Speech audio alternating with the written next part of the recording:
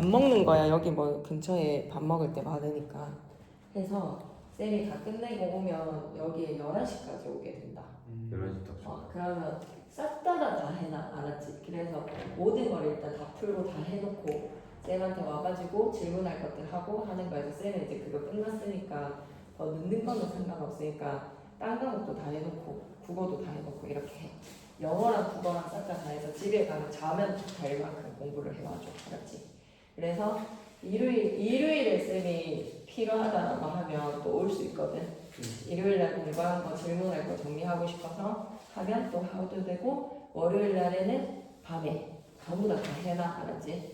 쌤 생각에는 일요일에는 영어를 좀 해놓으시고, 일요일에는 차라리 영어 오늘 하루 종일 국어 하시고요. 국어를 하든 영어를 하든 또 스케줄이 좀 차이가 있을 것 같긴 한데 일요일에는 차라리 영어를 좀 하시는 게 나을 것 같고, 수학이나 또 다른 과목 같은 거 좀 해야 되는 거 토요일날 좀 하고, 월요일에는 하루 종일 그냥 국어를 하시는 겁니다. 아시겠죠? 그래서 영어를 끝내놓고 다른 자질과질한 그런 과목들을 좀 끝내놓으시고, 토요일이나 오늘은 월요일날 국어를 올인한다라고 생각하시면 되는데, 오늘 엑기스 자료가 나가거든요. 그걸 바탕으로 모든 문제를 좀 풀어놓으셔야 되겠다라는 생각이 듭니다. 아시겠죠? 네. 그러니까 밤에 제일 마지막 타임으로 하면 다 문제를 풀어놓는 걸로 이렇게를 하자고요. 아시겠죠? 그럼 오늘은 좀 왕뽕뽕으로 한번 하나하나 살펴볼게요. 지금까지 학교에서 무슨 내용을 했을지를 들여다보는 시간으로 가져봅시다. 오세요. 선생님이실 것 같다. 그러면 한번 들어가 볼게. 어서 와. 잘 왔어. 학교 프린트 갖고 왔어? 안 갖고 왔다 하면 좀 큰일 날 거야. 13분지가. 내가 달려왔어. 잘했어. 내가 늦을 줄 알았는데. 작전회의 한 것 좀 전해줘. 알았지? 월요일 밤에 늦게. 조용히 나. 조용히는 그거 오면 좀 안 돼. 월요일 밤에 11시에 질문하러 오기 전에 오늘 밤 11시? 월요일 회식장 11시. 알겠어. 평소주 끝나고. 평소 그렇게 가. 그래서 다른 것 싹 다 해놓고 그거 월요일날 밤늦게 와줘. 알았지? 항상전 쌤이 부르면 월요일날 어쨌든 갔다가 이거 오면 되는 거야. 그거랑 상관없어. 11시까지는 11시 오라고 하지 않을 거잖아. 쌤 어서 오세요. 뭐야? 선생님. 안녕하세요. 네, 혹시 밤이잖아요, 선생님. 네, 쌤 화이팅. 그럼 일단 시작해볼게. 엄청 꼼꼼하게 볼 거야. 학교 프린트 빨리 손에 잡아봐. 이거부터가 시작이라고 생각하면 되지. 일단은 문학의 가치. 1번 왔어. 1번 그러니까 그 포트폴리오 같은 거지. 그래서 그게 수업 처음 시작. 그리고 문제는 이게 1번이 아니라 2번부터네. 저는 2번부터 들어오고. 그러면 한번 해볼게. 문학도 예술이야. 그래서 예술이라는 것이 여러 가지의 분야가 있는데 음악 분야나 미술 분야나 문학 분야나 다 인간의 삶에 가치 있는 내용들을 다루는 예술 분야에서 표현하는 수단이 다르다라는 이야기를 하시는 거든. 음악은 음성의 언어랑 음률이라는 말의 가락으로 전달이 되겠지. 미술은 색깔 형태로서 말하고자 하는 말을 전달을 할 수 있을 것이고, 문학의 표현 수단은 무엇이다? 이게 중요하네요. 언어로 표현하는 것이 문학의 표현 수단입니다. 그래서 문학은 다루는 내용은 무엇이다? 인간의 사상이나 감정이라는 가치 있는 내용을 언어라는 표현 수단으로 표현한 예술이 문학이다라고 생각하시면 됩니다. 문학의 기능은 한 문제 나왔을 거예요. 그래서 문학의 기능에 대한 발표 3개. 우리의 삶에서 지니는 다양한 문학의 기능을 통해서 나타나는데, 문학에서의 정서적, 미적 고양의 역할, 인간의 삶과 정서를 아름다운 언어 표현과 작가 특유의 상상력과 표현력으로 형상화시킨 문학 작품을 통해서 정서적, 미적 즐거움을 느끼고 삶의 수준을 한층 높여준다. 그래서 뭐다? 심미적 기능. 그래서 문학 작품 아름다운 표현들을 보시면 여러분이 감동을 느끼게 될 때 심미적 기능을 느꼈다라고 얘기할 수 있는 거죠. 현우 꼭 영상 봐. 선생님 수연쌤이 해주신 거 영상 다 봤어? 잘했어. 너무 잘했어. 그리고 인간과 세계를 이해할 수 있다는 것은 몰랐던 세계에 대해서 알 수 있어. 다양한 인간의 삶을 관찰하고 간접 체험할 수 있잖아. 문학 작품을 통해서 일제강점기 못 겪었어도 간접 체험할 수 있고, 6.25 전쟁 못 겪었어도 간접 체험할 수 있고, 나와 다른 상황 속에서 살아가는 사람들의 삶에 대해서 이해할 수 있다. 나라를 이렇게 했을 것인데 이 인물이 이렇게 행동했구나라는 것으로 몰랐던 사실에 대해서 알게 되는 인식적 기능. 그리고 3번째, 삶의 가치나 의미에 대해서 내가 몰랐던 사실을 알게 되는 인식의 기능을 바탕으로 깨닫게 될 수도 있어.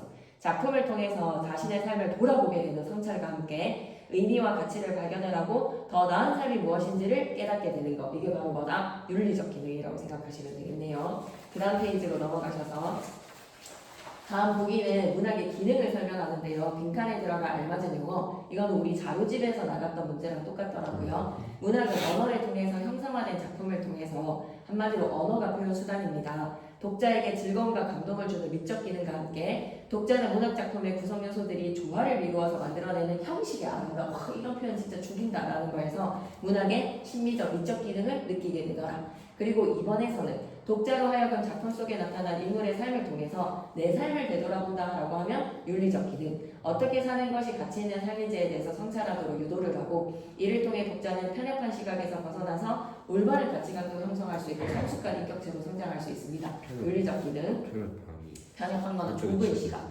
편식하다라고 했을 때 편, 협소하다 할 때 협자라서 치우치고 좁은 시각이다라고 생각하시면 되겠네요. 3번에서 A와 B의 문학의 기능은 문학은 단순히 허구를 즐기는 것에 그치지 않습니다. 독자는 작품 속의 인물의 삶과 사건을 통해서 자신이 직접 경험하지 못한 세계를 간접적으로 체험을 하고 이를 통해서 인간과 세계에 대한 깊은 이해를 하게 되는 것. 깊은 이해하면 인식적 기능.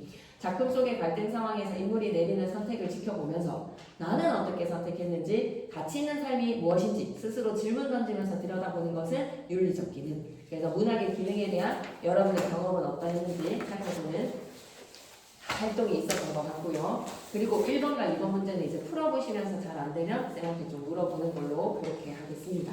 3번이랑 4번 문제도 마찬가지 문학의 기능에서 쌤이 주신 문제니까 잘 살펴보도록 하고 그 다음에 이제 2단원에서 이거 너무 중요해. 문학의 기능 3가지를 할게. 제가 순서를 제가 생각해요. 왜 순서가 잘못된 네, 거에서 맞아요. 그 다음에 나오는 거는 문학의 갈래와 맥락이 아니네요.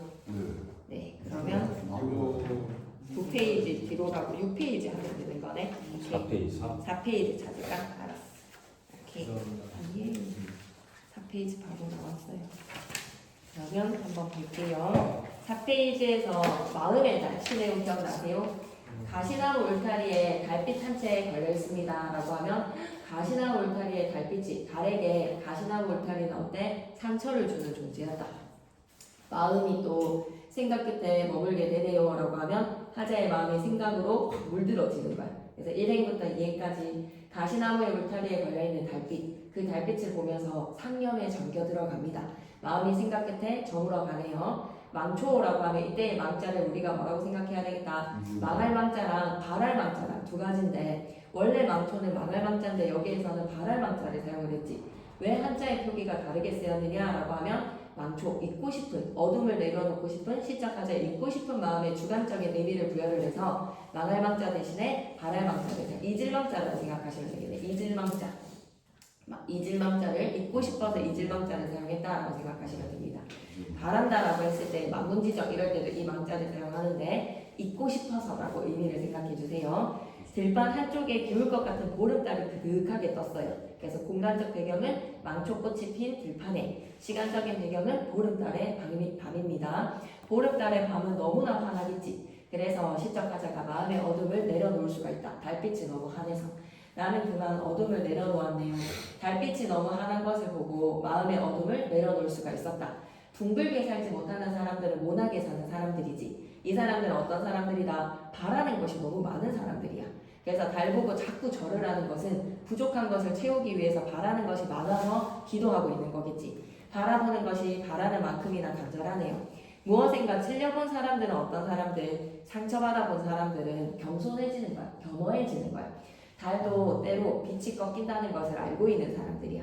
달빛이 언제나 둥글고 환하지 않은 것처럼 달빛도 꺾이는 거잖아. 마음도 늘 충만하지 않을 수가 있어. 내가 바라는 대로 안 채워질 수도 있는 거야. 그렇게 하나하나 채워나가는 거지. 한 달도 반 꺾이면 보름달이 되는 것처럼 한 달의 반이 지나면 또 보름달이 뜨는 것처럼 꺾이다라는 것이 여기에서 어때? 지나가면 채워진다라는 거야. 반달이면 하얀달이고 상현달이면 거기에서 채워진다라는 것으로 꺾인다는 것을 어떻게 받아들이자? 긍정적으로 받아들이자. 꺾이는 것은, 꺾어지는 것은 무릎이 아니라 마음입니다 라는 것으로 마음이 꺾이는 것은요 이제 보름달처럼 채워질 것만 남았다는 겁니다. 성숙하고 충만해질 것만 남았다라고 생각하시면 돼요. 그래서 꺾였다라는 것을 시련과 좌절이라고 생각하지 마시고 이제는 내가 채워질 수 있는 성숙의 기회다. 그래서 꺾이는 것이 오히려 뭐다? 플러스라고 생각해줘. 꺾이는 것을 마이너스라고 생각하지 마시고 플러스라는 것으로 남들은 마이너스라고 인식하는 것을 플러스로 인식하니까 여기에서 이제 역설적인 표현이라고 생각하면 되겠지. 7부터 13회까지 둥글게 살지 못한 사람들이 달에 많은 것을 바라고 있습니다. 마음이 갈급되어서 계속 바라기만 하고 있다는 거죠. 하지만 꺾이는 것은요, 역설적이게도 모순적이게도 채워지는 것이 이제 성숙의 시간이 기다리는 것이기에 그 꺾이는 것의 긍정적인 의미를 깨달았다라는 것으로 13행. 14행에서는 마음을 들고 달빛 아래 섰네요. 깨달음을 얻고 난 후에 꺾이고 난 사람은 찔려본 사람은 이제 어때? 욕심을 버리고 겸손해지지. 들숨 속으로 들어온 달이 이제 마음을 비우니까 달이 마음속으로 들어오네요. 마음속에 둥그런 달이 떴습니다. 달과 마음이 하나가 되는 것. 달빛이 가시나무 울타리를 넘어설 무렵에 이제 시간이 경과했지. 마음은 이제 무엇으로? 보름달로 채워질 거야. 그래서 내 마음속에 꺾였던 상처, 시련이 온전해진 달빛처럼 내 마음도 이제 어떻게 될 것이? 충만해질 것이 기다리고 있다라는 겁니다. 달빛이 가시나무 울타리를 넘어설 무렵 하자의 마음도 환하게 보름달로 충만해질 것이다. 그 다음 장으로 넘어가 볼까요? 핵심 정리.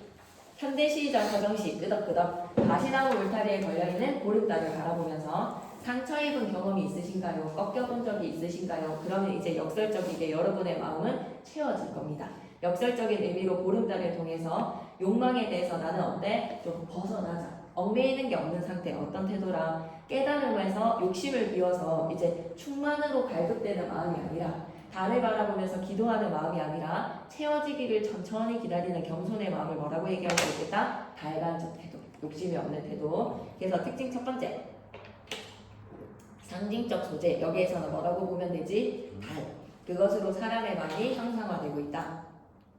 일상적으로 부정적으로 사용되는 언어에 꺾이다라고 얘기를 했을 때 역설적인 의미를 부여를 해서 참신하게 주제를 전달을 하더라. 그래서 저물어가고 꺾이는 거는 상처받았고 슬프고 우울한 상태가 되겠죠. 그죠? 그래서 뭔가 좀 상처를 입었어. 그런데 그거에서 천천히 내 마음은 무엇이 되어갈 것이다? 보름달이 될 거야. 그래서 채워질 거고 기쁘고 넉넉해질 거야. 그래서 우리는 겸손한 마음으로 꺾인 거에서 겸허하게 받아들이기만 하면 돼. 둥글게 살지 못하는 사람들은 뭐가 났기 때문에 남에게 상처도 주고 자기의 마음을 채우기 위해서 급급해하는 사람이야. 달을 보면서 늘 기도하면서 마음속에 채워지지 않아서 모나서 까칠하게 살아가는 사람들이야. 하지만 무엇인가 질려본 사람들은 상처를 받아봤기 때문에 꺾였다라는 것은 이제 채워질 것이다라는 것을 알고 달과 같이 차오르기를 기다리는 사람들, 겸손한 사람들, 겸허한 사람들이라고 생각하시면 되겠습니다. 그래서 우리 5쪽으로 한번 가볼까요? 이 작품의 시간적 배경은 망초꽃이 핀 들판에서 시적 화자가 보름달을 바라보면서 성찬하고 있어요. 자아성찬. 이 작품의 화자는 당연히 다른 긍정적인 대상이겠지. 마음의 달은 일상에서는 주로 긍정적으로 쓰이는 말에서 마음의 달이라는 것이 뭐를 발견하고 있다? 부정적인 의미에서 긍정적인 메시지를 끄집어내자라는 거야. 꺾였다라는 게 부정적인 거거든. 아, 나 완전 꺾였어 라는 거는 졌다라는 거잖아. 그치? 이제 패배했다라는 거잖아. 실패했다라는 거잖아. 하지만 이제 꺾였어요보다 거기에 시련 속에 채워질 만을 기다리시면 되겠다라는 것으로 긍정적, 부정적인 의미를 긍정적으로.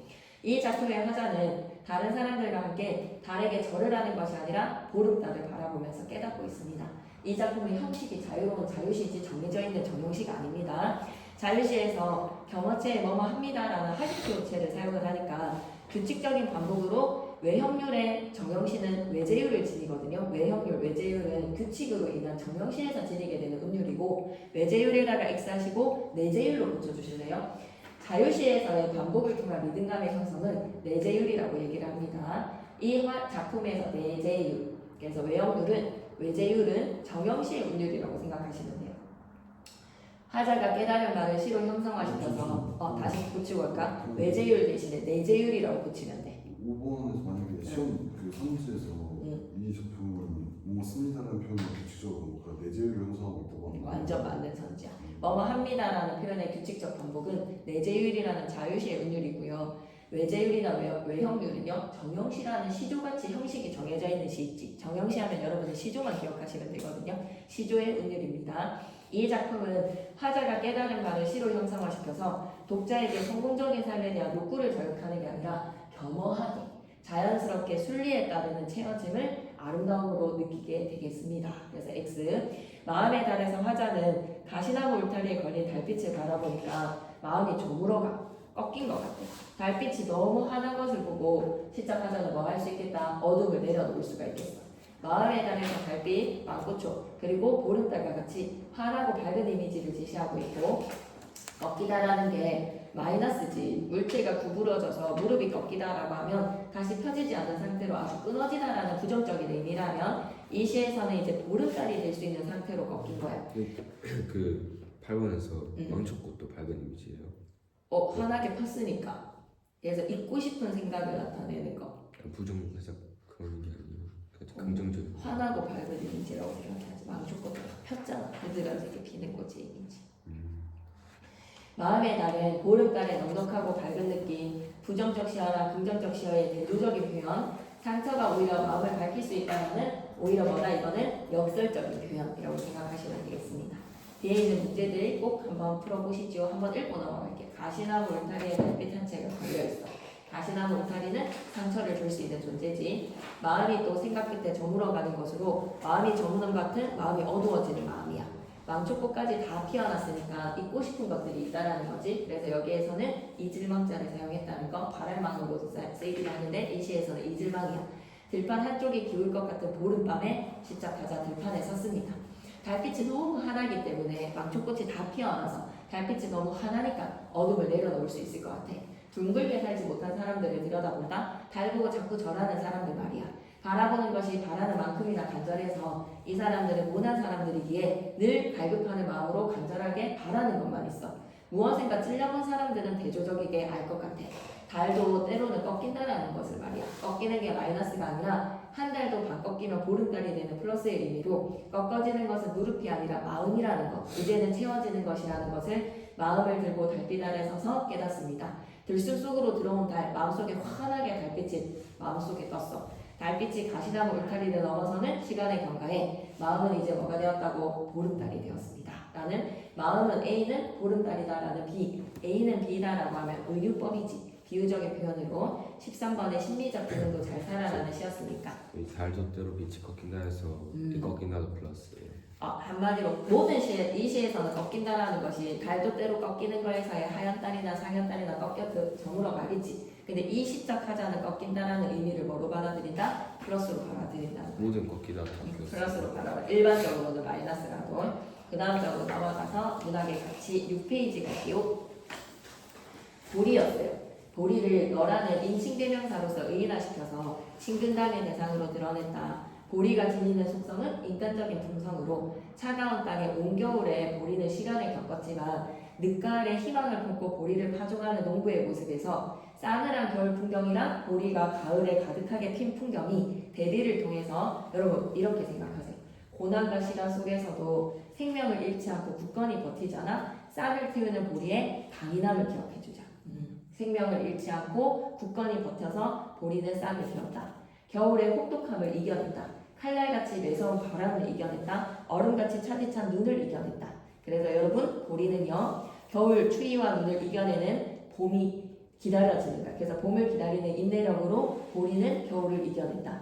비유법을 사용해서 보리의 생명력을 표현을 했다. 그래서 원간념은 바람에 흔들리는 보리, 보조간념은 푸른 바다의 물결, 푸른 봄의 물결, 봄의 춤, 푸르른 생명의 춤, 샛말간 봄의 춤. 그래서 보리가 춤을 출 수 있는 대상으로 의인화시켰구나. 초봄에는 겨울의 시련을 이겨내고 이제 보리는 뭐 할 거예요? 봄바람에 춤추듯이 나부끼는 보리의 생명력을 보여줍니다. 보리가 익어가는 모습, 의인이랑 지규를 통해서 고요히 머리를 숙이자. 고요히 머리를 숙이고 성자인 기도를 드리자. 뭐뭐 있냐? 당연히 지규법이죠. 이제 늦봄에서 고요히 익어가는 보리는 겸손하게 고개를 숙입니다. 원숙함으로 고개를 숙입니다. 보리와 농부는 서로의 삶에 영향을 끼쳐서 함께 살아가는 존재지. 초여름에 보리를 수확하는 농부의 기쁨과 보리에 대한 사랑. 그래서 끝부분에서 글쓴이가 예찬하는 가치는 순박하고 억세고 참을성이 많은 보리의 속성이 바로 농부의 모습과 닮았다. 그래서 농부와 보리는 영원히 생명의 순환으로 강인함으로 겨울을 이겨내고 봄에 싹을 틔우고 가을에 확 흐드러지는 제 뭐라고 했는데 은유법 의인을 해줬는데 은유랑 의인이랑. 얘네가 다 은유. 비유적인 표현으로 바람에 흔들리는 보리, 원관념은 보조관념을 뭐라고? 바람에 흔들리는 그 모습을 푸른 바다의 물결이라고 얘기했어. 푸른 봄의 물결이라고 했어. 얘네들의 원관념이 지금 다 보리잖아. 바람에 흔들리는. 봄의 춤, 푸르른 생명의 춤은 의인법이라고 봐도 되겠지. 샛말간 봄의 춤, 전부 다 은유인데 그 속에 의인까지 들어간 게 봄의 춤이랑 푸르른 생명의 춤, 샛말간 봄의 춤이 의인법까지 되고 있는 얘네 거지. 다 은유라고 생각해야지. 의인이면서 은유. 은유라고 생각해야지. 왜 그 은유에서의 대상이 뭐다? 보리니까. 얘네 다 은유인데 얘네가 의인까지. 의인이라고 생각해야지. 오케이. 그 다음에 넘어가서 그 다음 장면 정리학습 나옵니다. 현대수필이가 정수필이었죠? 가볍게 쓰는 에세이 형식에서의 글이다. 보리의 생태계를 들여다보니까 농부랑 닮았어. 보리의 생명력과 인내력에 대해서 지금 보리 으아 따봉하고 예찬하는 겁니다. 늦가을에 보리 파종에서 초여름에 보리를 수확하는 모습까지. 그래서 시간의 흐름에 따라서 구성을 했다. 늦가을에 오히려 씨를 뿌려서 겨울을 이겨내고 초여름에 수확을 한다는 거. 보리를 너라고 의인화시켰네요. 대상에 대한 글쓴이의 애정이 드러납니다. 보리의 생태계에서 우리가 얻을 수 있는 교훈적 가치는 뭐야? 늦겨울에 오히려 씨를 뿌려서 그 씨를 견뎌내서 봄에 싹을 틀고 여름에 수확할 수 있다는 거야. 보리의 가치 희망이에요. 겨울을 이겨내잖아요. 희망의 봄에다가 밑줄. 그래서 끈질긴 생명력은 뭐야? 보리가 매서운 바람과 차디찬 눈 속에서도 생명을 잃지 않았어. 매서운 바람에다가 밑줄, 차디찬 눈에다가 밑줄. 그리고 역동성과 생동감과 생명력은 겨울을 이겨낸 거야. 벌이가 논이랑 밭이랑 산등성리를 뒤덮었을 때 이겨냈어. 그리고 가을에 고개를 숙입니다. 겸손하고 원숙한 삶의 모습으로 익어갈 때는 머리를 조용히 숙여요. 사랑과 기쁨으로 농부들이 보리를 심고 키우고 사랑하면서 살아가더라. 그리고 보리는 영원한 존재. 보리는 농부랑 함께 이 땅에서 영원히 사라지지 않을 존재. 그럼 보리를 통해서 내가 몰랐던 삶에 대해서 보리의 생태계에 대해서 알게 됐지. 인식적 기능이야. 알지 못했던 식물 보리의 생태계를 이해하게 되면서 인식의 확장을 경험하게 된다. 인식의 확장에 나가는 쭉 윤리적 기능은 어때요? 작가가 예찬한 보리의 가치나 특성을 바탕으로 내 삶을 들여다보는 것, 가치 있는 삶에 대해서 통찰을 하게 되는 것은 윤리적 기능이라고 볼 수 있겠지. 그 중수필의 에세이고 뭐 이런 말 써는 미셀러니라고 얘기하셨어. 중수필이 미셀러니고 중수필의 에세이고. 그래 그렇게 알아놔야 되겠다. 중수필이 에세이로 같이 약간 논평하는 글이라서 자기의 주관적 생각이 좀 드러나는 논설문과 같은 글이거든요. 그래서 에세이의 논설문적인 성격이 중수필, 미셀로니는 경수필 이렇게 기억해놔야 되겠다. 오케이 그렇게 기억해놓자. 경수필 옆에다가 현우는 미셀로니라고 하나 적어. 위에다가 셀로니 아니에요. 이글은 에세이가 아니에요. 경수필이기 때문에 미셀로니라고 생각하시고 약간 사설같이 논평의 주관적 성격이 드러나는 논설문 성격이 그게 에세이라고 생각해야 되겠네요. 구분하셨고요. 넘어가셔서 7페이지 OX 퀴즈 보면서 가겠습니다. 이 작품의 글쓰기는 보리를 너라고 인칭대명사 사용해서 친근감 있게 표현했거든. 5. 이 작품을 통해서 농부들이 초겨울에 빈농가 밭에 보리를 심었다는 거야. 초겨울에 보리를 심었다라고 하면 맞지 않아? 파종은 초겨울 아니야? 이 작품을 통해 농부들이 초겨울에 빈농가 밭에 보리를 심었다. 파종 시기는 늦가을부터 시작이야. 쌤 본문 내용을 좀 잘 안 봤네요. 봐봐 이렇게 헷갈릴 수 있잖아 쌤처럼. 늦가을에 심습니다. 파종하는 시기는 그럼 늦가을이에요? 늦가을에 우리는 시기는 늦가을이네. 그렇네. 늦가을에 보리 파종. 그래서 초여름에 수확이네. 그래 봐봐 쌤처럼 헷갈릴 수 있잖아. 그래서 겨울을 견뎌내는 거야. 이 작품의 글쓰리는 농부들이 심는 보리가 농부들의 희망이 된다. 그렇지? 이 작품의 글쓰리는 자연의 섭리를 순응해야지. 거스르고 인위적인 게 아니라 순응하면서 순종적인 거야. 인위적인 게 아니라 자연스러운 거야. 보리를 겨울에 싹트게 만든 인간 중심적 사고가 아니라 늦가을에 파종을 해서 겨울에 싹트고 그게 강인한 생명력이라서 가능한 거지. 인간 중심적 사고에다가 X 자연의 순리예요. 자연의 순리를 따르는 생태계적인 삶의 모습. 이 작품에서 보리는 새들에게 아늑한 보금자리를 내어주는 넉넉한 품성을 가져서 다 잊고 난 후에는 성자처럼 고개를 숙이지. 겸손함의 존재라고 생각하자. 이 작품의 글쓰기는 억세다라는 표현을 어때? 강인한 생명력으로 긍정적으로 표현을 했어. 보리에서 봄이 되어서 들판에 보리가 물결치는 모습을 뭐라고 얘기했지? 바다의 물결이라고 은유적 표현도 사용했고 봄이 춤을 춘다라고 의인화시키기도 했어. 보리의 내용 전개 방식에서 계절의 흐름에 따른 보리의 생태계에 대해서 인식하자 농부가 보리를 심었어. 늦가을이지. 보리가 추위를 견디면서 자라는 거는 겨울이지. 봄에 보리가 익어가고 초여름에 보리를 수확합니다. 시간의 흐름에 따라서 보리의 생태계에 대해서 우리를 인식하게 만들어줬네. 그래서 글쓰기는 보리의 생태계 속에 가치를 내찬을 했어. 보리의 생태적 특성, 글이 쓰인 당시의 보리의 가치, 새롭게 알게 됨으로써 인식적인 기능이 확장이 되었고 글쓴이가 주목한 가치, 보리의 생태를 통해서 삶의 태도를 성찰하거나 깨달음을 얻게 되더라. 4번 한 번만 다시 해주세요. 4번에 글쓴이는 자연의 섭리를 순응하고 자연적으로 보리가 겨울에 싹트게 된다는 것은 생태계적인 중심에서의 사고방식이라고 해야지. 인간 중심이 아니라 생태계를 중심에서 근데 사고방식. 인간 중심적인 사고를 부정적으로 바라보고 있다. 인간 중심적 사고를 부정적으로 바라본 거는 그거에 대해서는 이 작품의 글쓰기는 자연의 섭리를 거스르고 인위적으로 보리를 겨울에 싹트게 만드는 인간 중심적 사고를 부정적으로 바라보고 있다라고 하면 그런 건 맞지 않아? 수능으로 바라보는 거에서 준원이 O로 고쳐야 되겠다. 근데 다시 한번 더 잘 봐봐. 선생님이 X라고 썼어요. 선생님이 왜 X라고 하지? 안 드러난 거 아니야? 인간 중심주의적 사고방식에 대해서 제시를 한 거 아니지 않아? 본문에서 안 제시되지 않았어? 글쓴이가 자연의 섭리를 거스르고 인위적으로 보리를 겨울에 싹트게 만든 인간 중심적 사고에 대해서 비판을 한 게 아니라 생태계적인 사고방식을 드러냈죠. 자연의 섭리에 순응하면서 자연스럽게 보리를 겨울에 싹트게 만드는 게 인간이 택한 게 아니라 보리의 생태계가 그러하다라는 것으로 이건 제시되지 않은 거라고 그냥 생각해요. 나오지가 않은 거. 안 나왔죠, 그죠?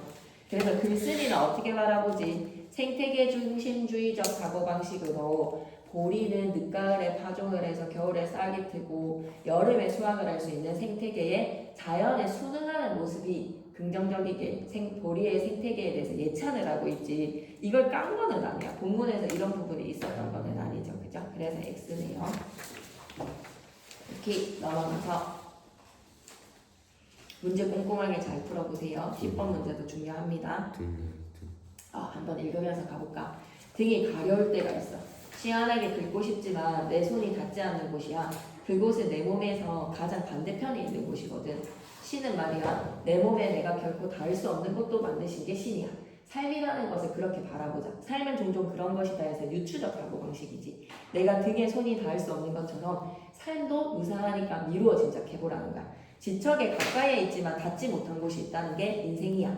나의 처음과 끝을 한눈으로 보지 못하지. 앞모습만 볼 수 있는 두 개의 어두운 눈으로 나의 세상은 재단되어 가고 있어.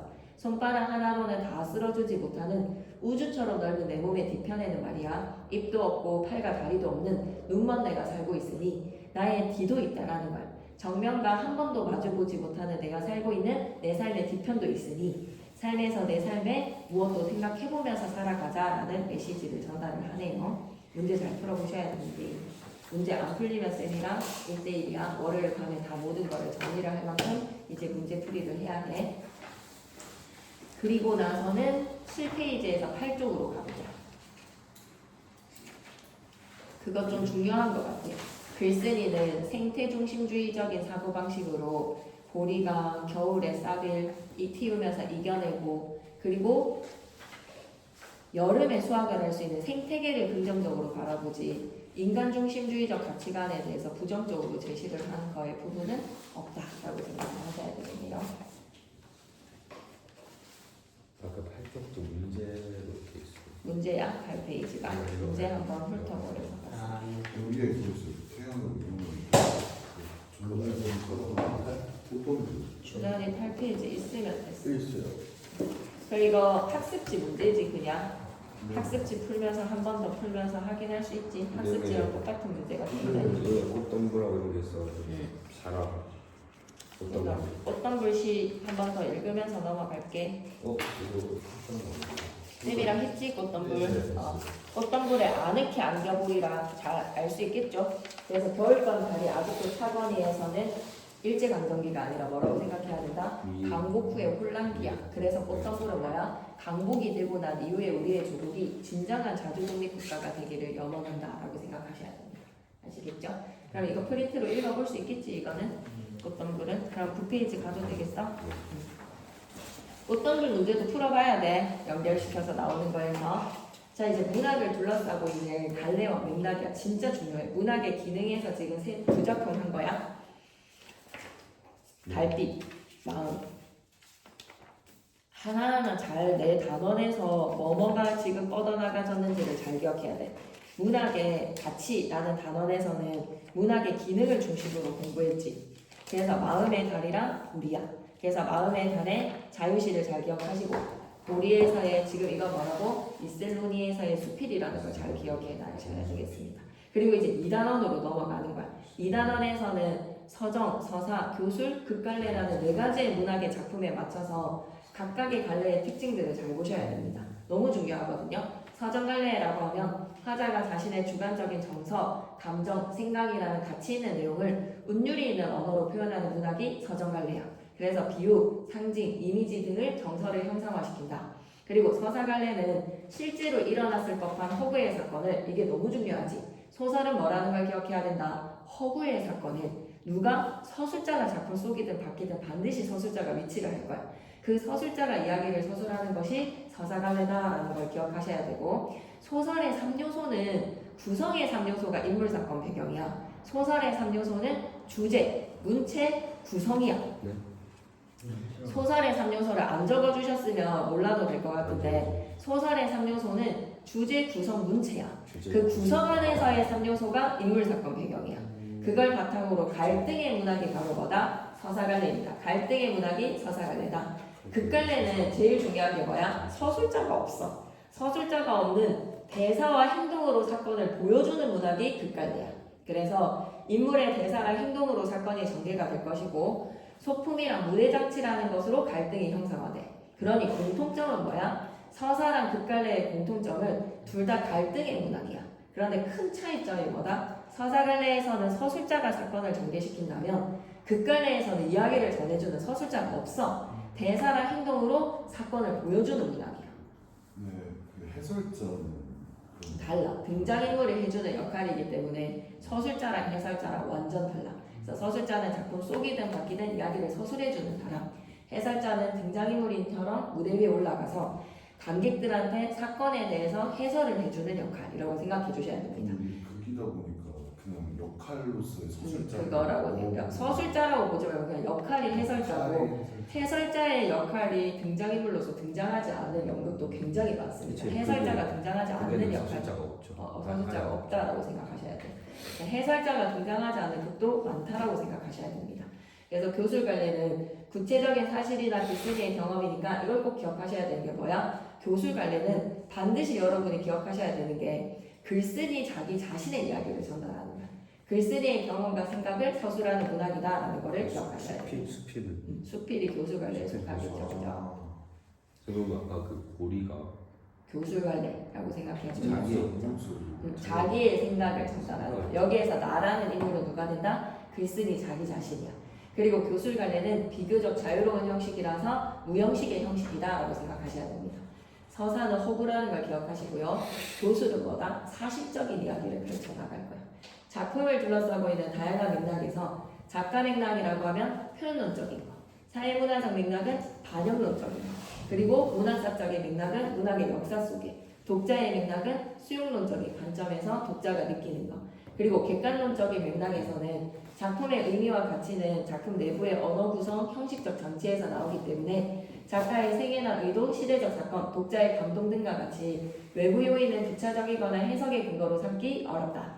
문학작품을 감상할 때 문학의 갈래가 지니고 있는 특성을 파악하고 맥락을 종합적으로 감상을 해야지 문학작품을 더 깊이 있게 감상할 수 있다는 거. 서정, 서사, 극, 교술 각각의 갈래들의 특징 기억하시고 문학작품을 둘러싸고 있는 맥락도 기억하셔야 되겠습니다.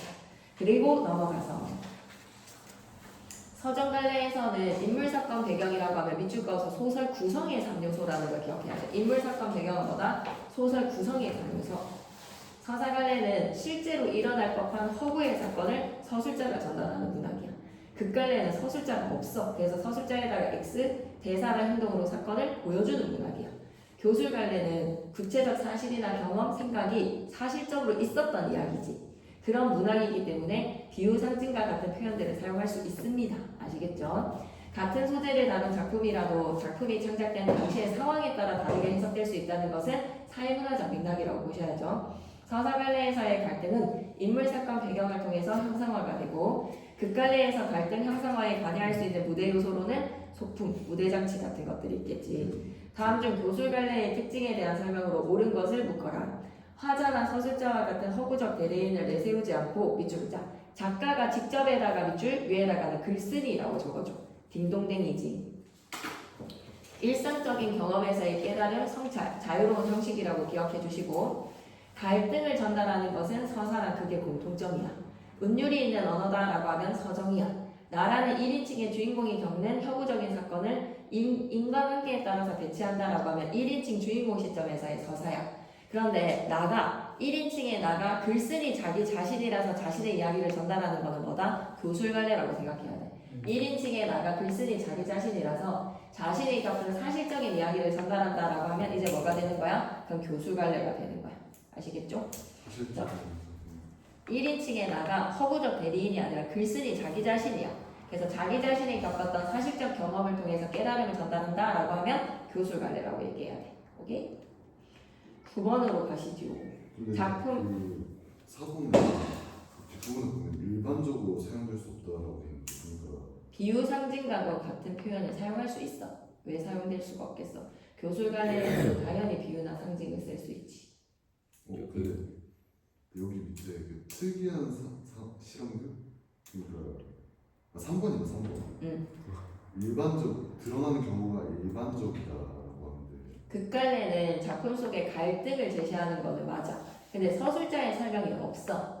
인물의 대사랑 행동 등을 통해서 드러내는 게 일반적이야. 오케이? 대사랑 행동으로 보여주는 거다. 해설자랑 서술자랑 헷갈리는 거 아니에요? 해설자는 등장인물이라고 생각해. 등장인물. 그래서 서술자라는 텍스트 나오면 틀린 거. 서술자라는 것은 이야기를 서술해주는 서술이기 때문에 해설자나 서술자는 완전 달라. 그럼 특이한 일반적이니까 선생님이 표기를 특이한 실험극이랑 같다라고 해주면 비슷하다고 해주면 특이한 실험극에서는 해설자가 등장할 수 있어. 실험극에서는 해설자가 등장할 수 있어. 서술자는 소설 속에 존재하는 이야기 서술자라고 생각해야 돼. 작품 속이든 바뀌든. 오케이? 그 다음에 9번에 작품 창작의 당시의 사건이다라고 하면 사회문화적 맥락, 작가다라고 하면 작가 맥락, 다화에서는 와 이거 되게 중요하지. 문학적 전통이라고 하면 문학적 맥락이. 아시겠죠?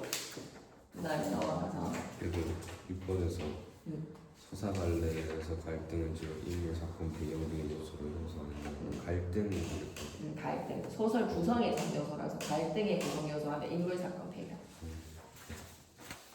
그 다음에 넘어가서 문학의 갈래에 대한 건데 문제 꼭 풀어보셔야 되겠습니다. 아시겠죠? 그 다음에 11페이지로 가나요? 꽃이네. 꽃의 시 내용으로 한번 가볼게.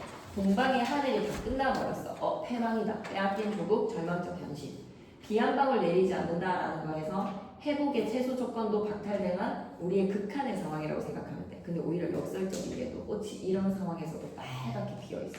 완전 역설적이지. 꽃이 그럼 어떤 이미지로 생명력, 희망, 그리고 극복 의지입니다.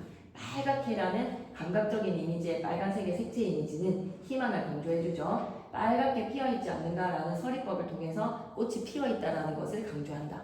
내 목숨을 꾸며서 쉬지 않는다라는 것을 통해 시적하자는 의지를 쉬지 않는다, 끊어지지 않는 의지로, 그리고 쉬지 않는 날이여, 쉼 없는 날이여, 이런 걸 명탐법으로 생각하셔야 됩니다. 하늘도 다 끝나고 비 한 방울 내리지 않은 상황 속에 꽃이 빨갛게 피어있다는 거야. 북쪽 툰드라의 차가운 새벽에 생명이 극도로 제한되는 경감, 그리고 가혹한 현실. 눈 속 깊은 곳에 꽃맹아리가 옴짝거리고 있어. 그래서 눈 속 깊은 곳은 진짜 극한의 상황이지. 눈에 당장 보이지도 않을 정도의 극한의 상황 속에 꽃맹아리가 옴짝거리다라는 거에서 광복의 기운이 옴짝거리고 있어. 강인한 생명에게 희망이 옴짝거리고 있는 거야. 제비때는요, 희망의 소식을 전해주는 제비때거든요. 까맣게 날아오기를 기다리니 희망의 미래의 봄을 기다립니다. 마침내 저버리지 못할 약속이여 라는 거에서 명탐, 반드시 지킬 거에서의 희생의 각오. 북쪽 툰드라의 차가운 새벽에 꽃맹아리가 눈 속에서 옴짝거리고 있다. 묻혀있는 상황 속에서 꽃이 필 날을 기다린다. 미래에 대한 확신. 한바다 복판에 용솟음 치는 곳에 파도가 용솟음 치는 곳. 희망이라고 생각하자. 바람결에 따라서 타오르는 꽃성에 꽃이 성을 이루고 있다는 거에서 우리 조국의 모습 꽃덤불로 본다면 꽃덤불로 봐도 되겠습니다. 꽃덤불 시랑 연결시킨다면 꽃성이 바로 뭐다? 꽃덤불이라고 생각해. 강복을 맞이한 자두독립국가의 모습. 나리처럼 취하는 해상의 무리들아 우리 민족들을 불러봅니다. 우리 민족 오늘 내가 여기에서 너를 불러보노라 라는 확신에 찬 영탄법을 통해서 후손들한테 대한민국의 강복을 확인하고 싶은 시적하자의 마음이지 않을까? 희망적인 미래를 생각하면서 너를 불러본다. 곡성에서는 기쁨을 누릴 날에 대한 기대가 드러난다 라고 생각하시면 여기 넘어가서 나비가 해설이고 그게 이거 우리 민족의 모습 취하고 있다라는 것은 광복의 기쁨에 취했다 이렇게 해석하셔도 되겠습니다. 한시의 형식을 굉장히 많이 표방했죠. 시행 계열이 되게 규칙적이어서 한 년마다 삼행식의 계단식의 형식으로 완전 급제인 것 같아요. 급제의가 계산한 이런 시행 계열의 규칙성 때문에 형식이 정해져 있는 정형시다. 시행 계열의 규칙성을 띠고 있는 정형시다라고 하는 땡입니다. 자유시이자 그냥 서정시입니다. 비극적인 현실을 극복하려고 하는 의지와 밝은 미래에 대한 희망. 상징적인 소재는 이 시에서는 꽃, 주제의식이 효과적으로 드러나고 색채와의 반복된 사용은 시야가 감각적이게 빨간색의 꽃의 이미지, 그리고 눈에서는 흰색의 색채 이미지도 드러나지. 강인한 생각과 그리고 강복에 대한 희망을 부각하다가 부정적인 이미지는 뭐다? 부정적인 이미지는 비 한 방울 내리지 않는 것. 눈 속 깊은 곳. 이런 부정적인 극한의 상황 속에 비극적으로 지금의 일제강점기는 현실이 인식되지만 시적하자는 그 속에 옴짝거리고 있는 희망을 제비때가 날아오기를 기다리고 있는 미래에 대한 희망이 형성화되었다고 생각하셔야 돼요. 각 면이 삼행이었 아니라 사행이었구나. 굉장히 시행 계열이 규칙적이지만 그 속에서 운율감과 형태적인 안정감이 부여가 된다. 이게 사행 라는 거예요. 3년 총 3년의 사행식이네요. 시행 계열의 규칙성이라고 해서 정형시라고 착각하시면 예제율이에요.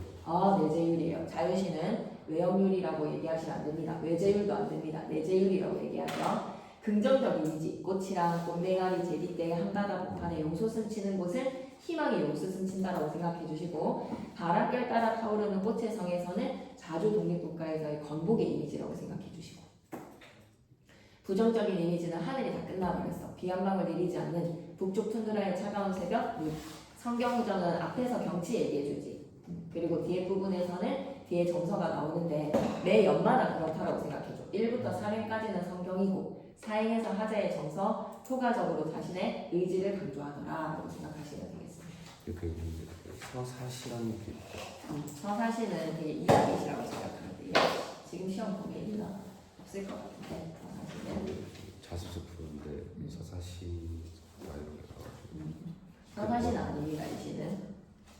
그리고 들어가서 스노우맨에서 회사원 직급은 대리 남자 이런 것들에서 스노우맨 사회문화적 맥락으로 우리 현대 사회를 드러내고 있지.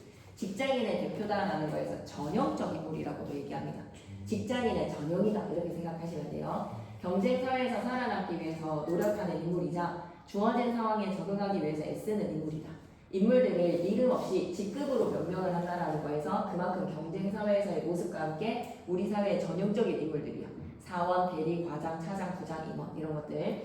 새해 첫 출근 날에 눈이 너무 많이 쌓여서 고민을 하다가 출근이 무리라는 과장의 전화를 받고 안심하면서 출근을 하지 않습니다. 근데 이튿날에 이제 출근을 해야 될 것 같아. 눈을 파내서 말이야. 그렇게 회사로 향하다가 상사의 출근 재촉에 연락을 받으면서 초조해하는데 경쟁 상대인 유대리도 출근하지 않았다는 말에 의아하고 안도감을 느낀다. 근데 이제 위기 부분으로 가니까 유대리가 먼저 회사에 도착할까봐 마음이 급해져. 경쟁 상대에서 뒤처질까봐 하는 조바심이겠죠. 중국집의 스티커를 보면서 중국집에 짜장면을 시켜 먹습니다. 남자와 배달원의 공통점은 어떻게든 살아남기 위해서는 극한의 상황 속에서도 힘을 발휘하지. 현대인의 모습이요. 안전모에 적혀져 있는 신속 배달이 불가능해 보이는 상황에서도 일을 신속하게 처리해야만 하는 우리 사회의 모습이요. 그리고 쿠폰 한 장, 상황에 어울리지 않는 소재지, 희극적인 분위기야. 그 속에서도 쿠폰을 챙기는 게 말이야. 남자가 생각하는 자신의 모습은 보잘것없는 사람이고 별 볼 일 없는 사람이다. 그래서 과장이 부장한테 전화를 하는 이 모습들은 다 압박감이라고 생각해 주시고요. 상사의 연락은 받지 않았지만 누군가와 이야기를 나누고 싶어하는 마음은 어느 때보다도 간절하다라는 거에서 진정한 소통을 바라는 거야. 삭막한 경쟁 사회이지만 이런 상황 속에서도 우리 현대인들은 진정한 소통을 갈망하고 있습니다. 불 꺼진 편의점 앞에서 웃는 얼굴을 하고 있는 눈사람 스노우맨을 발견해.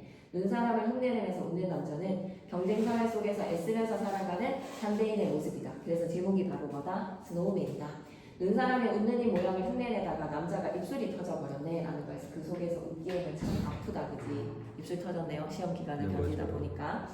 자, 사이론을 치우면서 회사를 향해 나아가던 남자가 배고픔을 느끼고 짜장면을 시켜 먹는다는 것이 비현실적이면서도 희극적인 상황입니다. 눈을 펴내다가 어느 지점에서 아예 삽이 들어가지가 않아 공룡이 묻혀있는 것 같다라는 거에서 뭔가 심상치 않은 것이 묻혀있을 것만 같은 암시. 눈 속에 묻혀있던 사람은 누구이며 파묻혀있는 사람을 구조하는 긴장감의 상황. 검은색의 실크 넥타이가 오래전에 흘린 피처럼 묻어있다는 거에서 비극성이 강조가 됩니다. 그 검붉은색의 시크넥타이 그러니까 약간 색채로 그렇게 비극성을 강조하는 색채요. 피처럼 묻어 있었다는 게 어떤 검붉은 색깔이잖아. 피가 약간. 저것도 피를 강조한 색채. 약간 피처럼 보인다는 거야. 피처럼. 피가 아니라 피처럼. 넥타이가 그래서 되게 비극적이기도 하지. 계속 눈을 파헤치던 중에 휴대전화 벨소리를 듣게 되는데 그건 눈을 파묻힌 사람의 휴대전화 소리였어. 눈 속에 파묻힌 사람 유대리. 경쟁 체제에서 노력하고 인정받던 유대리조차도 결국 도태되는 사회에서 우리 인간은 소모품에 불과한 거야. 유대리가 눈 속에 파묻힌 까닭은 출근 재촉을 받아서 무리하게 출근하려다가 지쳐서 쓰러진 거야. 눈더미가 딱딱하게 차갑게 느껴지지 않고 그저 공원에 있는 나무 벤치 같았다라는 거에서 시야가 구겨진 종이처럼 뭉개지고 있었다. 졸음에 눈이 감기는 남자의 시선으로 감각적 묘사, 열린 결말을 통해서 여운 있게 마무리합시다. 남자는 눈을 파묻힌 사람이 유대리라는 것을 알게 되고 남자 역시도 점점 지쳐서 눈이 감겨가네요. 눈이라는 거에서 하늘에서 내리는 눈, 신체의 눈이라고 생각하시면 되겠습니다.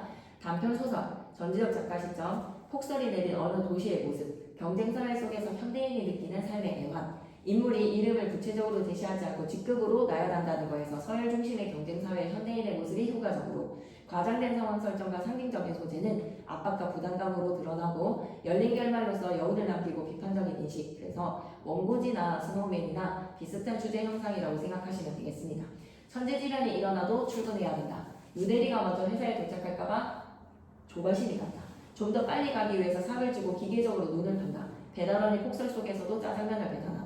그래서 남자가 겪는 갈등은 너무 쉬고 싶은 마음과 출근을 해야 된다는 내적 갈등, 그리고 경쟁 사회에서의 압박을 느끼는 남자의 외적 갈등. 그래서 눈이라는 것이 가지게 되는 상징적인 의미는 출근과 생계 유지를 하기 위해서 해결해야 하는 눈이라는 것과 극복해야 하는 삶의 압박감과 부담감이다라고 생각하시면 되겠네요. 오케이. 화장실 좀 갔다가 다시 시작할까?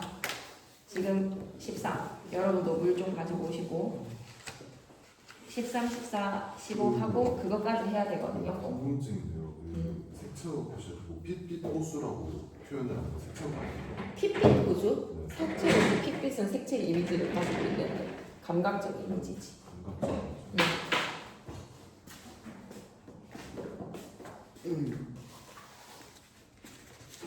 몇 시였어? 몇 시였어? 주는 몇 시였어? 11시. 몇 시에 왔어? 8시. 몇 시다? 4시.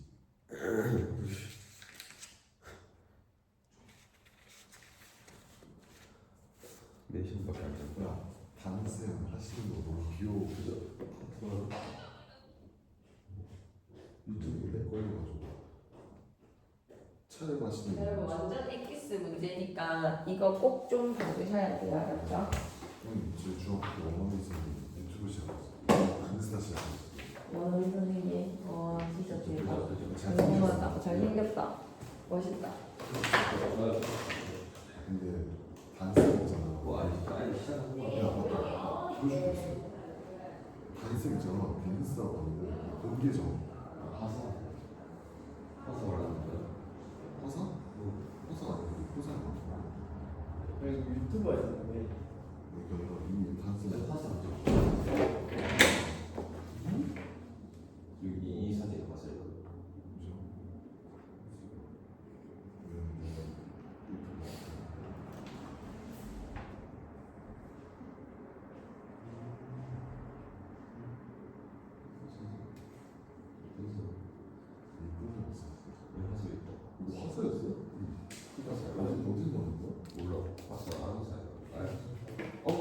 경기 경기 그거 없으니 이걸 보는 거.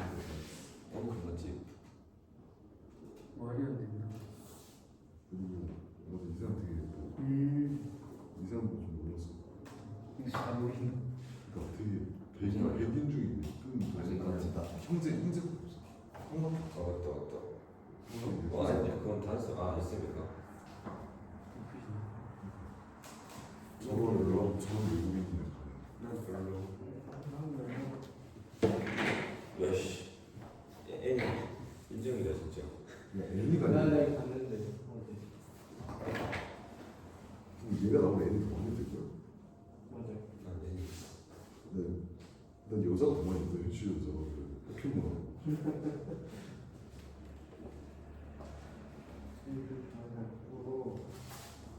포켓몬 너무 많아.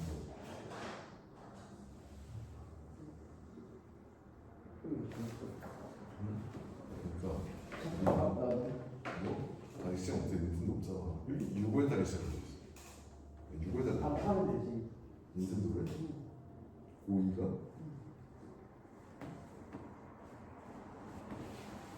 와 그러니까 그 일본어로 발이 아시거든. 그래서 아시펠라라고. 아이.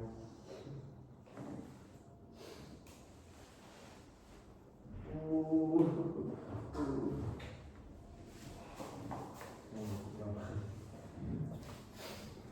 옆방에 여자 세 명이다. 여자가 세 명 있어.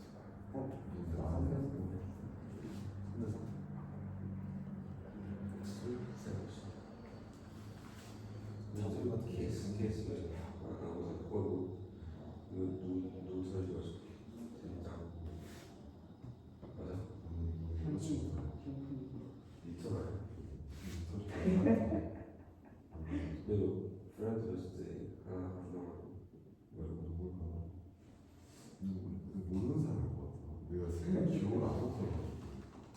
조범수 누구야?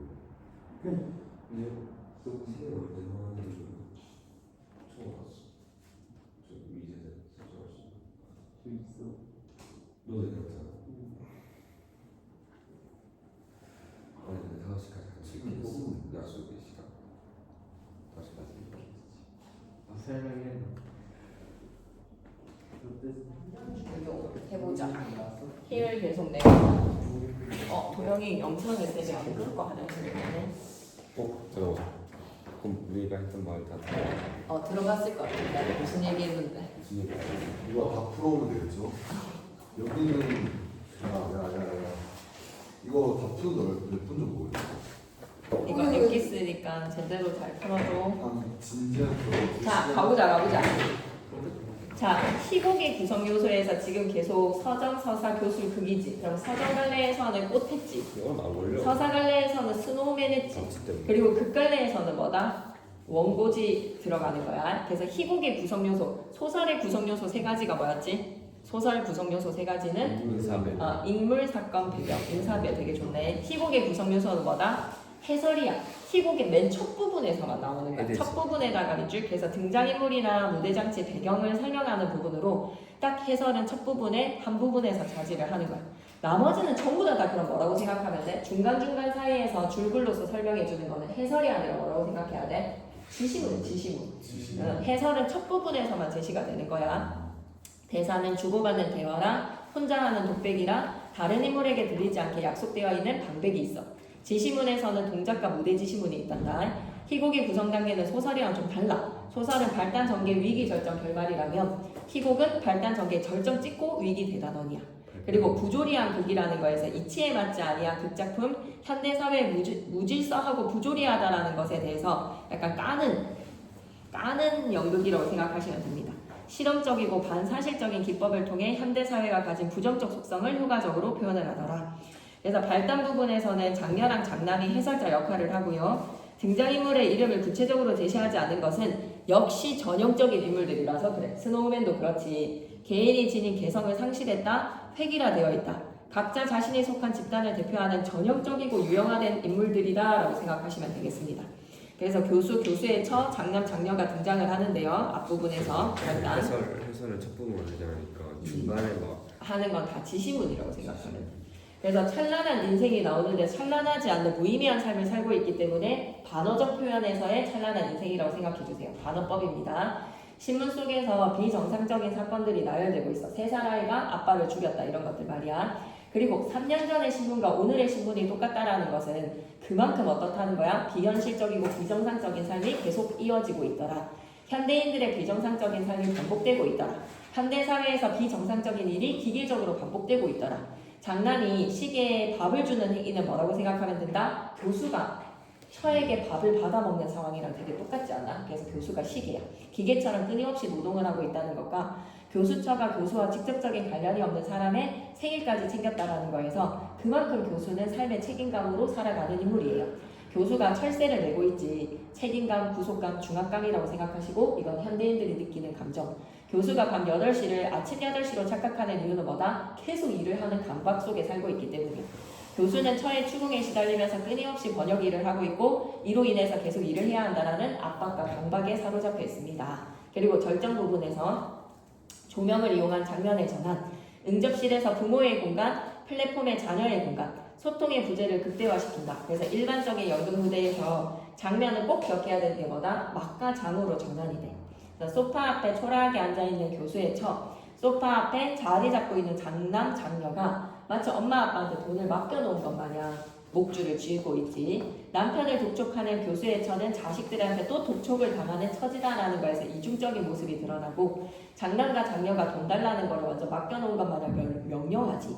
그만큼 자식들은 뭐라고 생각하면 돼? 이기적인 물질적 욕망의 현대인들의 모습. 교수의 처는 부모의 의무라고 생각하고 순응하고 있습니다. 가족 간의 인간적인 유대가 부족한 현대사회의 모습을 들여다보면 교수가 잠자고 있을 때 등장하여 독촉하는 감독감, 관념적인 압박감이라고 생각하면 돼. 압박이라는 것을, 강박이라는 것을 감독감으로 형상화시킨 거야. 처가 교수 허리에 감아주는 거는 철새지. 그만큼 책임감과 부담감을 짊어지어라. 처가 교수에게 감기에 걸린다면 큰일 난다는 것은 교수를 걱정하는 게 아니라 뭐라고 생각해야 되는 거야? 아파서 돈을 못 벌까 봐 하는 거지. 번역을 끝내 원고를 받아들고 반복적으로 금액을 외치는 교수 처의 모습은 돈만 밝히는 물질 만능주의라고 생각하시죠. 200자 원고지인데요. 돈벌이의 수단으로서 190자 원고지가 되는 것은 교수에게 일탈감과 해방감을 부여를 하더라. 규격화에서 벗어났기 때문에. 장남과 장녀가 용돈을 요구를 하고 감독관과 처는 교수에게 원고를 번역하라는 것을 계속 재촉을 해. 현대사회의 압박감이라고 생각하면 돼. 자, 이제 천사 등장해야지. 미소를 지으면서 교수에게 다가오는 천사 역시도 희망, 꿈, 과거에서의 소망, 정열, 교수가 잃어버린 것들에서의 관념이라고 생각하시면 됩니다. 교수의 처지를 드러내는 말은 사고, 그리고 교수의 대사 중에서 함정이라는 대사를 생각해 보시면 천사가 나타나자 교수는 자신의 잃어버린 꿈과 정열을 되찾으려고 하지만 실패를 하게 되고 어둠 속에서 다시 나타난 감독관은 계속 원고를 또 독촉을 하더라. 그래서 이제 대단원으로 가자. 그 마보다 마악이 더 착한 거. 응? 마악이 장보다 장이 막이 작은 거지. 장이 큰 거고. 맞죠, 장이 큰 거. 교수는 환상에서 깨어나서 다시 비참한 표정으로 번역 일을 계속할 수밖에 없어. 그래서 장녀의 방백이 등장하는데 방백에다가 별표 하나 쳐주시고 방백 장면인데 아버지는 그야말로 학자다라고 하는데 아버지는 학자가 아니야. 완전 그냥 기계처럼 번역 일을 하는 돈 버는 사람밖에 안 돼. 근데 그걸 아버지는 학자다라고 단어적으로 표현을 하는 거야. 교수의 기계적인 모습은 장녀가 읽어주는 신문 내용이 이전 신문 내용이랑 신문 내용과 동일하다는 것도 모르고 살아가고 있어, 이 아버지는. 그래서 장녀에게 영자신문 받자마자 또 영자신문을 뭐 하는 거야? 번역하는 것밖에 안 되는 거야. 그래서 웃음을 유발하는 희극적인 분위기를 조성을 하고 이성적인 판단은 다 마비된 채 반복적인 무의미한 노동에 익숙해져 살아가는 현대인의 모습이라고 생각하시면 됩니다.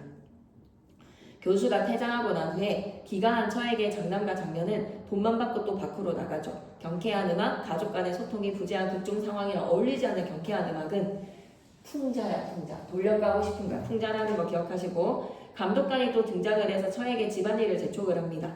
교수의 번역일, 처의 집안일 다 우리 어른들, 현대인들이 짊어져야 되는 압박감이에요. 여러분들 뭐 공부가 그런 압박감을 주기도 하겠지만 성장의 밑거름이 되기를. 교수는 장녀가 들고 온 영자신문조차 번역하려고 하는 모습에서 얼마나 기계적이고 무의미하고 정신없이 살아가는 반복의 일상인지 알겠지, 그지? 그래서 이거는 실험극적인 요소를 가진 부조리극이야. 부조리극에다가 밑줄.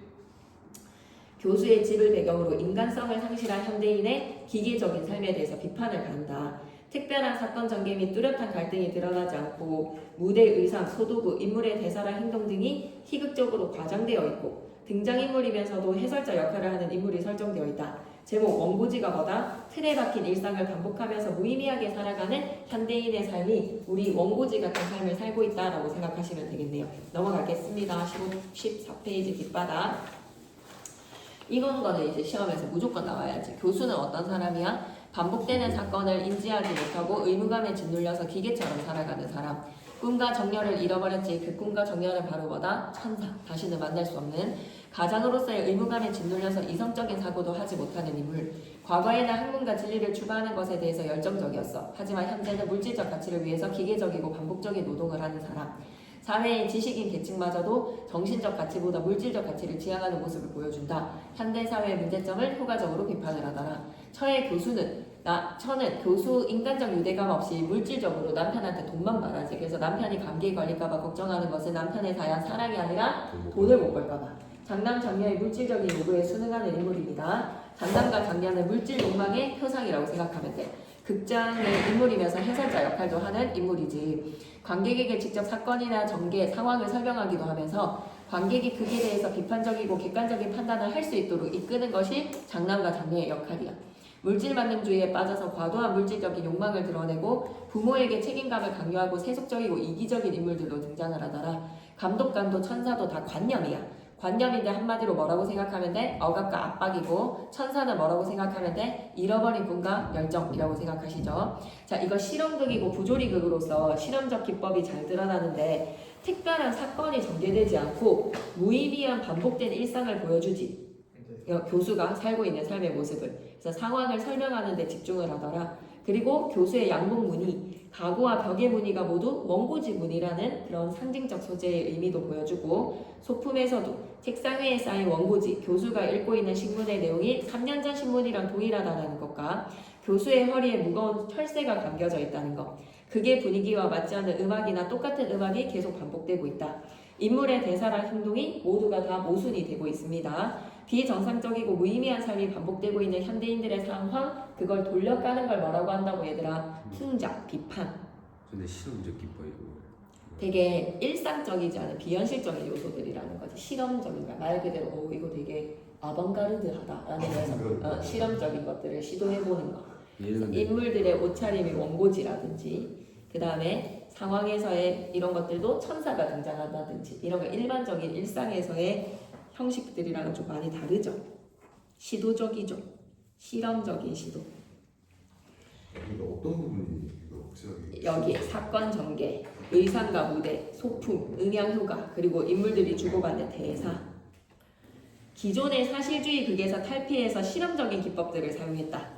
부조리한 현대사회의 모습을 날카롭게 풍자하고 있다. 그래서 한국 연극계에는 이때 당시에 센세이션을 일으켰다라고 생각하시면 됩니다. 새로운 시도였다라고 보일 수 있겠다. 오케이. 그 다음 장으로 넘어갈까요? 15페이지. 공산탈출 이 장면도 했었던 거 맞아? 네. 엄청 중요해. 별표 3개야. 풍자에 한번 들어가 볼게. 우리 전통적인 연극의 모습인데 전통적인 연극에는 무대장치가 있어? 무대장치가 없어. 그리고 객석과 관객의 구분도 없어. 그래서 얼마든지 관객이 극중에 참여도 가능해. 그러니 세관이 이렇게 얘기합니다. 이놈아, 양반을 모시고 나왔으면 새로 숙소를 마련을 해야지. 왜 그렇게 싸돌아다니고 있어? 라고 하니까 말뚝의 행동을 통해서 특별한 무대장치가 없다는 게 드러나지. 채찍으로 원을 그리면서 여기가 뭐라는 것을 여기가 세처 숙소입니다. 얘 이만큼 털을 잡았네요. 참나무 울타리를 듬성듬성 받고 이거 완전 소 마구간이지. 짚을 푹신하게 깔아두고 문은 하늘로 나게 만든 세처 마련해 두었습니다. 이놈아 뭐라는 거야? 아 양반님 제 말씀 좀 들으세요 라고 이제 깠다가 양반을 조롱을 했다가 이놈아 뭐라는 거야 라고 호통을 치니까 변명을 하지. 엄청 스위트룩을 잡아놨다라고 변명을 합니다. 터는요 북쪽을 등지고 남쪽을 향했으니까 이런 걸 우리는 명당이라고 하지. 자자오양의 털을 잡았고 내 뒤에는 추녀를 모두 달고 있고 5개의 도리로 짠 지붕을 올렸고 입구자 구조로 지었고 주춧돌은 호박이고 기둥은 산호에다가 보석을 막 썼어. 석가래는 비치에다가 도리는 금으로 만들었습니다. 올려다보면 멋진 천장이고요. 내려다보면 훌륭한 마룻방이 나오고요.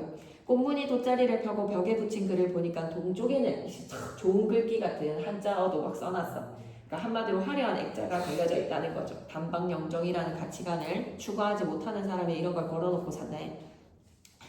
서쪽에는 백인당중 유태와 그리고 남쪽에는 이니에지, 북쪽에는 효제충신이 노릇하니 참으로 양반의 세처방이 될 만합니다. 시트룸을 잡아놨다는 걸. 그리고 살림살이의 어메니티 같은 것도 들여다보면 이니에지에다가 효제충신이 뚜렷한 글씨에다가 참으로 양반의 세처방이 될 만한데 살림살이도 용가 봉황무늬에다가 기주에다가 자개함에다가 반다지에다가 반짝이는 논 요강에다가 노대야에다가 보기 좋게 갖춰놓았고 빨간 파랑 노랑의 빛깔로 알록달록하게 칠한 담뱃대에 아롱진 무늬가 있는 중국산의 공급 담뱃대 맞춰놓고 질이 낮은 삼털 같은 칼담배를 평양 동포로 나루터에 밑줄 긋자 잘 나가다가 말이야 돼지 똥물에다가 밑줄 긋이고 잘 변명을 하면서 양반을 축켜 세워주다가 또다시 한 번 더 조롱을 하지. 그러니 양반이 또 호통을 쳐요. 이게 무슨 소리야? 라고 하니까 양반 말씀 좀 들어보쇼. 새털같이 고급 담배를 꿀물에다가 죽여놨습니다. 라고 또 변명을 하지. 그러니 양반들은 바로 안심을 할 만큼 좀 무식해. 말뚝이가 하는 말장난을 진짜로 믿는 양반들은 그만큼 어떤 사람들이다? 무식한 사람들이야. 꿀물에 적셔두었다네. 그러니 생원이랑 양반 같다라고 생각하는 생원이나 양반들인 거야. 따로 공간을 구분하지 않는 특별한 무대 장치가 없는 민속의 마당극을 기억해 주시고 양반들이 머물 장소가 그냥 돼지우리야.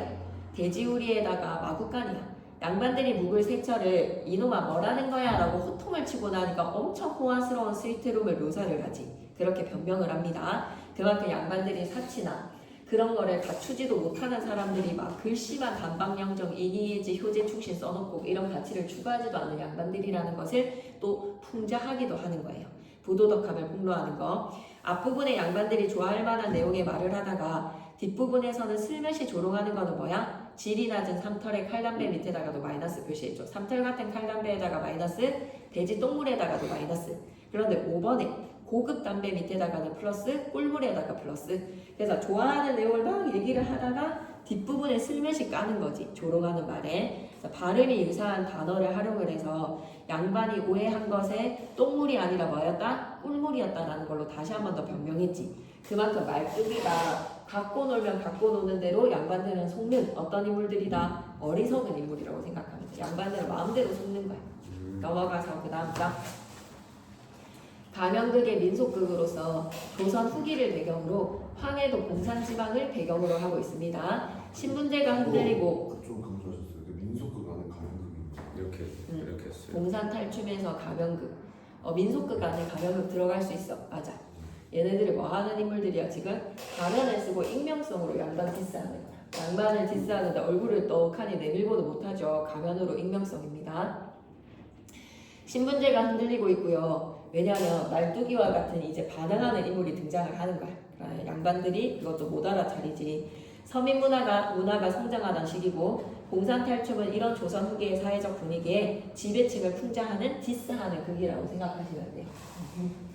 양반에 대한 비판과 풍자, 서민들의 계속적인 표현에 양반의 한자어까지 언어가 이중적이야. 꼭 기억했으면 좋겠어.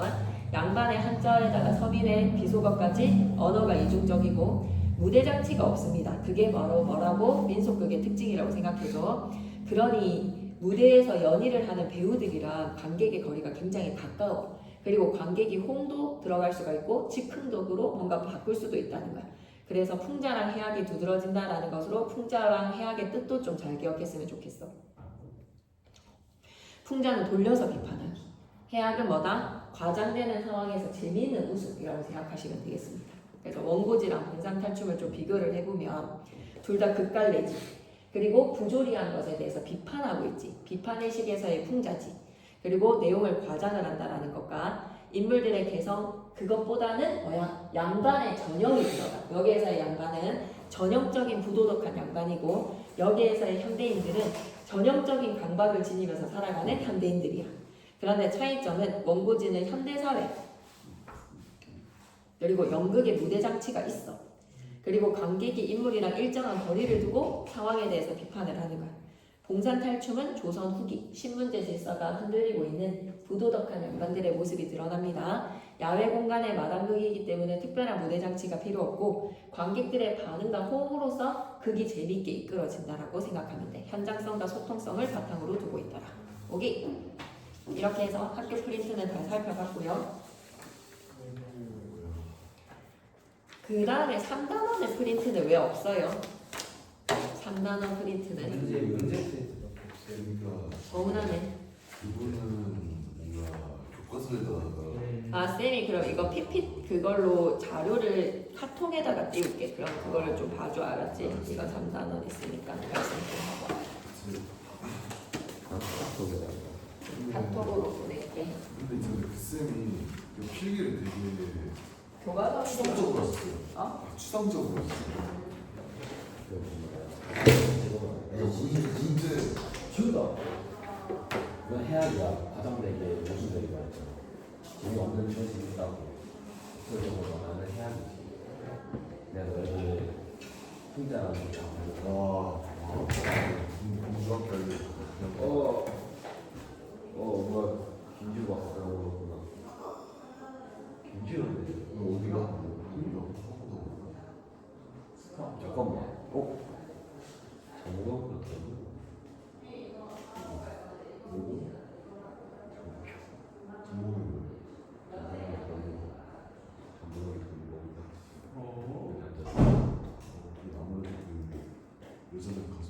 자 그럼 3단원은 쌤이 주는 거 프린트를 채워 넣으면서 여러분이 좀 생정리 하셔야 됩니다. 아시겠죠? 영상 안 끊었대. 쌤이는 지금 위험한 거예요. 잠깐만. 그게 아니라 너도 말했어. 의식해라 알았죠? 10페이지, 11페이지 잘 보시고 알았죠? 이런 게 지금 이 단원은 프린트로 정리를 해주신 거거든. 3단원 프린트 보내줄 테니까 그거 좀 잘 봐주세요. 알았죠? 메밀꽃 필부력도 잘 보셔야 되고 나올 것 같은데 메밀꽃 필부력 학교에서 안 하고 지나갔으면 안 할 것 같다. 그리고 이거 일단 쌤이 말해주셨는데 외부 지문 없대요. 일단 외우는 거 없다고? 없다고 말씀해 주셨어요. 진지, 이은적 무슨 쌤이? 아니 이씨였어요. 그러니까 이거? 이쌤 그 단발머리 단발머리 쌤 이은영. 외부 지문 없다고 이은영 박아주셨어요. 그냥 딱 아, 없다고. 근데 3단원도 외부 지문 내기에는 좀 그런데 그냥 고전 문학이라서. 해보진 않은 거지 믿었으면. 근데 제일 손다운이 외부 질문이 제일 많은 거 아니에요? 아니 그러니까 이 새끼가 힘들어. 그러니까 지금 꽃선불이랑 자한상은 외부 지문 아닌 걸로 취급하시는 거야. 그거는 수업 중에 하신 거는 다 지금. 그럼 그것도 외부 지문. 그럼 이거는 예비꽃 필부력 수업 시간에 안 하셨으면 안 될 것 같다. 안 했나? 찾아와봐 필기 학교 가서 애들이랑 비교해봐. 나랑은 같이 했어. 학원에서는 같이 했어. 아 그래 학원에서 했던 거야. 학원에서 했어. 학원에서. 24페이지 잘 기억하시고요. 지금 하잖아. 26, 27페이지 꼭 기억하셔야 됩니다. 알았죠? 26, 27페이지 잘 보세요. 알았죠? 각각의 갈래의 특징. 그 다음에 꽃이 서정갈래의 대표, 스노우맨은 서사갈래의 대표, 방금 한 거 극문화. 그 다음에 말뚝이 55페이지 되게 중요합니다. 말뚝이. 이게 채가 어떻게 이렇게 나와요? 어려운 채로 나와요. 이걸로 프린트로 그대로. 나와요. 이 프린트랑 똑같아 지금 이거. 달라요. 똑같아요. 얘 더 어렵게 나와요. 뭐 말이. 있는데 완전 똑같은데. 뭐 이것도 좌좌우양 되어 있는데. 그 다음에 넘어가서 이옥설은 너무 쉬우니까 잘 하실 수 있겠죠? 그 다음에 넘어가서 3단원입니다. 3단원에서 본문 내용은 정리 못하는데 여러분이 잘 공부를 해와 주세요.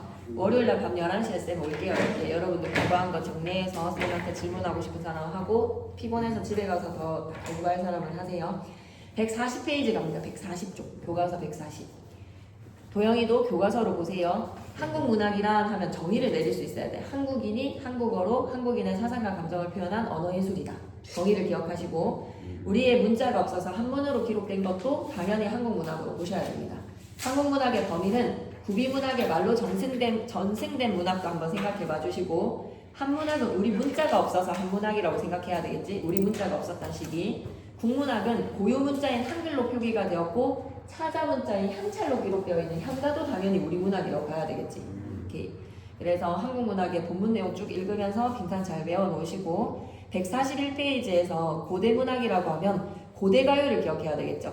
시에서는 고대 가요 기억하시고 문학에서는 서사갈래에서는 건국신화 기억하시고 주몽신화 같은 거, 그리고 전설민담, 신화전설민담에서 고대문화, 그리고 시에서는 뭐가 있었다? 고대가요. 고대가요에서는 공무도화가랑 구지가와 같이 집단적 성격의 노래에서 점점 공무도화가도 개인 서정시거든. 집단적 성격의 구지가에서 점점 공무도화가 항조가와 같은 개인 서정시로 변모했다라는 거 기억하시면 됩니다. 무도화가 백수광부. 삼국유사에 단군신화랑 구지가가 실려 있다는 거 기억해야 되겠네. 그래서 주몽신화는 건국신화니까 영웅 일대기적 구성을 보인다라는 거 기억하시고 147페이지에 단군신화랑 엮어서 진짜 공부 열심히 해야 돼. 그 140페이지부터 143페이지까지 그거 약간 정리하는 자료가 있는데 지금 보내줄 거니까 되게 잘 공부해야 알았지. 그 자료에 빈칸 메우면서 공부하는 거야. 그리고 본문 내용도 자료 보내줄 거니까 잘 보시고 청성 강림. 이런 것들 다 공통점 차이점으로 낼 수 있겠지. 공통점 차이점으로 시험 문제 나올 것 같습니다. 1등 이만큼 됐어요. 네, 영웅 일대기적 구조는 당연히 나와야 되고요. 유리왕의 항조가 객관적 상관물인 깨꼬리 잘 기억하시면 되겠죠. 그 다음에 153페이지 공무도화가에서는 물의 세 가지의 의미를 기억해야 돼. 사은사구에서의 한역시지, 그지? 한자로 기록되어서 한글로 우리가 번역해서 보는 한역시가로 사은사구야. 사은사구 기억하시고 물, 사랑, 물, 이별, 물, 죽음. 이거 공무도화가까지 잘 기억하셨으면 좋겠습니다.